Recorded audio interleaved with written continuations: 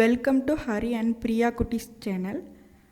இன்றைக்கி நம்ம சேனலில் என்ன வீடியோ பார்க்க போகிறோன்னா, ஒரு ரெசிபி தான் பார்க்க போகிறோம். ஒரு நான்வெஜ் ரெசிபி பார்க்க போகிறோம். என்னன்னு பார்த்தீங்க அப்படின்னா மீன் குழம்பு எப்படி செய்கிறது அப்படின்னு தான் பார்க்க போகிறோம். இந்த ரெசிபி நீங்கள் எந்த மீனில் வேணால் நீங்கள் ட்ரை பண்ணலாம். செம்மையாக இருக்கும் டேஸ்ட்டு. ரொம்ப சிம்பிளான குழம்பு. டக்குன்னு 10 மினிட்ஸ் 15 மினிட்ஸ்லேயே இந்த குழம்பு செஞ்சிடலாம். ஈஸியாகவும் இருக்கும். பிகினர்ஸ்க்கெலாம் இந்த குழம்பு பார்த்திங்க அப்படின்னா ரொம்ப ஈஸியாக இருக்கும். கண்டிப்பாக ட்ரை பண்ணி பாருங்கள். இதுக்கு தேவையான பொருட்கள் என்னென்னு பார்த்துடலாம் வாங்க. ஃபஸ்ட்டு ஒரு தக்காளி நான் 2 எடுத்திருக்கேன். 2 எடுத்து மிக்சியில் ஒரு ஓட்டி எடுத்து வச்சுருக்கேன். அதுக்கப்புறம் பெரிய வெங்காயம் ஒரு 2 எடுத்து அது கூட சீரகம் சேர்த்து அதை நல்லா ஒன்றும் பாதியமாக மிக்சியில் அடித்து எடுத்து வச்சுருக்கேன். 10 பல் பூண்டு எடுத்து வச்சுருக்கேன். அப்புறம் பெரிய வெங்காயம் ஒரு வெங்காயம் கட் பண்ணி வச்சுருக்கேன். தாளிப்புக்கு ஒரு லெமன் சைஸ் அளவு புளி எடுத்து ஊற போட்டு வச்சுருக்கேன். நீங்கள் பெரிய வெங்காயத்துக்கு பதிலாக சின்ன வெங்காயம் இருந்தால் கண்டிப்பாக யூஸ் பண்ணுங்கள். இன்னுமே ரொம்ப டேஸ்ட்டாக இருக்கும். என்னட்ட சின்ன வெங்காயம் இல்லாதனால நான் பெரிய வெங்காயமே யூஸ் பண்ணியிருக்கேன். இந்த சீரகமோடு அரைக்கிறதுக்கு பெரிய வெங்காயம் யூஸ் பண்ணிக்கலாம். தாளிப்புக்கு நீங்கள் சின்ன வெங்காயம் யூஸ் பண்ணிங்க அப்படின்னா நல்ல டேஸ்ட்டாக இருக்கும். இப்போ ஸ்டவ்வில் ஒரு கடாய் வச்சுக்கோங்க. அந்த கடாயில் நல்லெண்ணெய் சேர்த்துக்கோங்க. நல்லெண்ணெய் சேர்த்துக்கிட்டிங்கன்னா அப்படின்னா பார்த்திங்கன்னா மீன் குழம்பு ரொம்ப டேஸ்ட்டாக இருக்கும். நான் ஓரளவுக்கு தான் சேர்த்துக்கிறேன். எங்கள் வீட்டில் ரொம்ப எண்ணெய் சாப்பிட மாட்டாங்க அப்படிங்கிறதுனால ஓரளவுக்கு தான் நான் சேர்த்துக்கிறேன். நீங்கள் நிறைய எண்ணெய் சேர்த்து செஞ்சீங்க அப்படின்னா நல்ல டேஸ்ட்டாக இருக்கும். இப்போ நான் கடுகு ஆட் பண்ணிக்கிறேன். ஃபஸ்ட்டு கடுகு ஆட் பண்ணி கடுகு பொரிஞ்சதும் உளுந்தம்பருப்பு சேர்த்துக்கிறேன். உளுந்தம்பருப்பு லைட்டாக செவந்ததுமே நெக்ஸ்ட்டு நான் வெந்தயம் ஆட் பண்ண போகிறேன். வெந்தயம் ஆட் பண்ணிங்க அப்படின்னா அதை கருக விட்டுறக்கூடாது. லைட்டாக பொரியதாக விடணும். அப்படி கருக விட்டிங்க அப்படின்னா குழம்பு ஒரு லைட்டாக கசப்பு கொடுத்துரும். ஸோ லைட்டாக வெந்தயம் போட்டு லைட்டாக பொரிஞ்ச உடனே அதில் இப்போ நான் கருவேப்பிலை சேர்த்துக்கிறேன். நல்லா பொரியட்டும். அப்புறம் இதுக்கப்புறம் நம்ம வெங்காயமும் ஜீரகமும் அரைச்சி வச்சுருக்கோம் இல்லையா, அந்த வெங்காயமை நான் சேர்த்துக்கிறேன். சேர்த்து நல்லா வதக்கி விடுங்க. ஸ்டார்டிங்லேயே இந்த மாதிரி ஃபஸ்ட்டே நம்ம வதக்கி விடுறதுனால குழம்பு நல்ல டேஸ்ட் கொடுக்கும். இந்த ஜீரகமும் இந்த வெங்காயமும் நல்லா வதங்கி எண்ணெயில் வதங்கிடுச்சு அப்படின்னா உங்களுக்கு ஒரு நல்ல டேஸ்ட்டு கொடுக்கும்.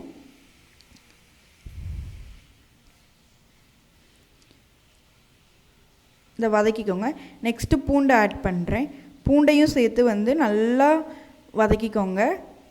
எவ்வளோ வதக்குறோமோ அந்த அளவுக்கு நம்மளுக்கு குழம்பு நல்ல டேஸ்ட் இருக்கும். எண்ணெயில் எல்லாமே நல்லா வதக்குனா தான் நல்ல டேஸ்ட் இருக்கும். இப்போ அடுத்து அந்த வெங்காயத்தையுமே ஆட் பண்ணிக்கிறேன். எல்லாத்தையும் நல்லா வதக்கிக்கிறேன். பாருங்கள், நல்லா சுருங்கி வந்துடணும். இந்த அளவுக்கு நல்லா வதங்கினதுக்கப்புறம் நான் தக்காளி 2 ஒரு ஓட்டி வச்சுருக்கேன் இல்லையா, அதை நான் சேர்த்துக்கிறேன். நல்லா சேர்த்து மிக்ஸ் பண்ணி விட்டுட்டு தக்காளி நல்லா மசிய வேகணும். ஸோ நான் ஒரு மூடி போட்டு வேக வைக்க போகிறேன். கொஞ்சம் நேரம் நல்லா மூடி போட்டு வேக வைங்க. அதுக்குள்ளே நம்ம இங்கே புளியை நல்லா கரைச்சி எடுத்துக்கலாம். தக்காளி வேகிறதுக்குள்ளே இங்கே புளியை கரைச்சிட்டு நான் இதில் குழம்பு மிளகாய்த்தூள் எங்கள் வீட்டிலே செஞ்சது. இந்த குழம்பு மிளகாய்த்தூள் ஒரு 5 ஸ்பூன் கிட்ட நான் போட்டுக்கிறேன். உங்கள் காரத்துக்கு தகுந்த மாதிரி போட்டுக்கோங்க. இந்த மாதிரி புளியிலே அந்த குழம்பு மிளகாய்த்தூளை கரைச்சி ஊற்றுறதுனால பார்த்திங்கன்னா குழம்பு நல்ல டேஸ்ட்டாக இருக்கும். இப்போது நல்லா வதங்கிடுச்சு பாருங்கள்.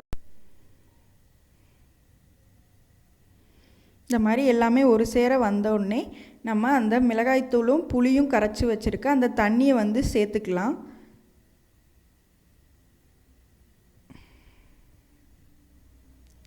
ஃபுல்லாக சேர்த்துடுங்க. சேர்த்து ஒரு மிக்ஸ் பண்ணி விட்டுருங்க.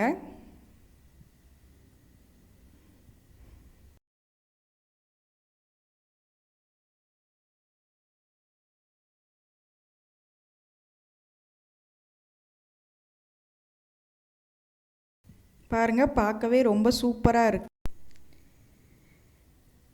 நெக்ஸ்ட் இதில் வந்து பார்த்திங்கன்னா ஒரு பச்சை மிளகாய் வந்து ஆட் பண்ண போகிறேன். பச்சை மிளகாய் கட் பண்ணவோ லைட்டாக கீறவோ கூடாது, அப்படியே பச்சை மிளகாய் வந்து போடணும். அப்படி போடும்போது அந்த ஃப்ளேவர்ஸ் வந்து உள்ளே இறங்கும், நம்மளுக்கு காரம் வந்து இருக்காது. ஏன்னா ஆல்ரெடி நம்ம வந்து மிளகாய் தூள் அதிகமாக ஆட் பண்ணியிருக்கிறதுனால வந்து இதை அப்படியே போடுறோம், அதனால் நல்ல ஃப்ளேவர் கிடைக்கும். இப்போ வந்து நெக்ஸ்ட்டு ஒரு மூடி போட்டு நல்லா கொதிக்க விட போகிறோம். நல்லா கொதித்து எண்ணெய் பிரிஞ்சு வரணும், அது வரைக்கும் நல்லா கொதிக்கட்டும். இப்போ வாங்க ஓப்பன் பண்ணி பார்க்கலாம். நல்லா கொதிச்சிடுச்சு பாருங்கள், நல்லா எண்ணெயெல்லாம் பிரிஞ்சு வந்துடுச்சு. இப்போது வந்து நம்ம குழம்போட திக்னஸ்க்கு நம்மளுக்கு எவ்வளோ குழம்பு வேணுமோ அந்த அளவுக்கு வந்து நம்ம தண்ணி இதில் ஆட் பண்ணிக்கலாம்.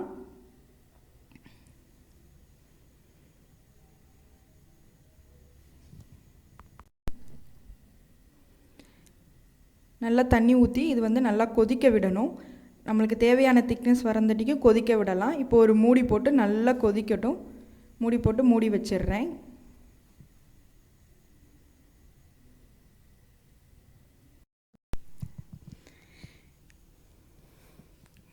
ஒரு 10 to 15 மினிட்ஸில் நல்லா கொதித்து ரெடி ஆகிடும். இன்னும் நம்ம வந்து சால்ட்டு சேர்க்கல. ஸோ ஓப்பன் பண்ணி நான் வந்து தேவையான அளவு வந்து உப்பு சேர்த்துக்கிறேன். சேர்த்துட்டு திருப்பி வந்து க்ளோஸ் பண்ணி நல்லா கொதிக்க விட போகிறேன். நீங்கள் இந்த டைமில் செக் பண்ணிக்கலாம், உப்பு காரம் ஏதாவது கம்மியாக இருக்கா அப்படின்னு பார்த்துக்கலாம். கொஞ்சம் தூக்கலாகவே இருக்கணும். ஸோ மீன் சேர்க்கும் போது பார்த்திங்கன்னா எல்லாம் பேலன்ஸ் ஆயிரும். ஸோ இப்போ வந்து ஒரு மூடி போட்டு வந்து மூடி கொதிக்க வைக்கிறேன். நெக்ஸ்ட்டு வந்து பார்த்திங்கன்னா இந்த மீன்லாம் வந்து நான் க்ளீன் பண்ணி எடுத்து வச்சுட்டேன். நல்லா மஞ்சள் பொடி போட்டு நல்லா க்ளீன் பண்ணி எடுத்து வச்சுருக்கேன். இப்போது ஓப்பன் பண்ணி பார்த்தீங்க அப்படின்னா நல்லா கொதிச்சிருச்சு, நல்லா திக்காயிடுச்சு. எனக்கு வந்து எங்கள் வீட்டுக்கு வந்து இந்த திக்னஸ் வந்து போதும்.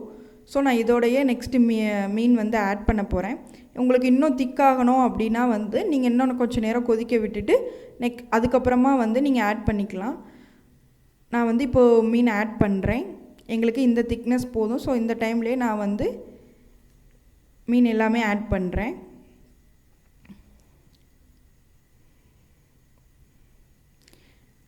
ஆட் பண்ணிவிட்டு லைட்டாக வந்து அதை கிண்டி விட்டுட்டு க்ளோஸ் பண்ணி வச்சிடலாம். மீன் வந்து பார்த்திங்கன்னா ஒரு 5 மினிட்ஸ்லேயே வந்து நல்லா வெந்துடும். ஓரளவுக்கு மீடியம் ஃப்ளேமில் வச்சிங்க அப்படின்னா வந்து நல்லா வெந்து வந்துடும். ரொம்ப நேரம் வச்சிடாதீங்க, மீன் எல்லாம் நல்லா கலண்டுரும். ஸோ 5 to 7 மினிட்ஸ், அதுவே அதிகம்தான். 5 மினிட்ஸ்லேயே வந்து பார்த்திங்கன்னா நல்லா மீன் வெந்துடும்.